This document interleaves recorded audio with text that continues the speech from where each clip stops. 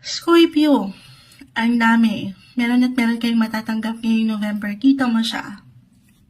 Ito yung sasabi kong support. Meron kayong choices.